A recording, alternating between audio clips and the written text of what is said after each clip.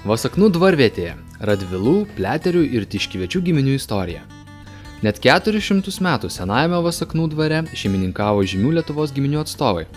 Nuo 16 iki 17 amžiaus jis priklausė vienai turtingiausių Europos giminių – Lietuvos didžiosios kunigaikštystės didikams Radviloms.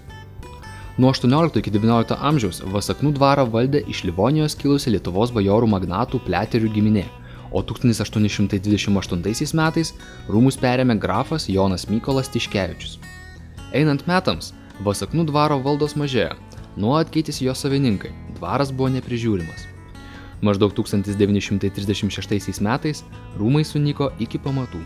2008 metais naujieji Vasaknų dvaro savininkai čia įkūrė kaimo turizmo sodybą. Pagrindinis sodybos pastatas atstatytas ir kaimo turizmo veiklai pritaikytas prieš 200 metų pastatytas svirnas. Šiuo metu rekonstruojamas tarnų namas, kuriame jau įrengta alaus darykla, autentiška rūkykla, poilsio patalpos. Sodybos lankytojai taip pat gali pasivaikščioti 5 hektarų ploto parke. Vasaknų sodybos svečiams organizuojamos įvairios pramogos – konferencijos, šeimyniniai renginiai, maisto degustacija, meno plenerai, kino filmų vakarai, koncertai. Lankytojai taip pat gali susipažinti su alaus istorija ir arbatos gerimo tradicijomis, padegustuoti vyno. Čia vykdomos įvairios edukacinės programos.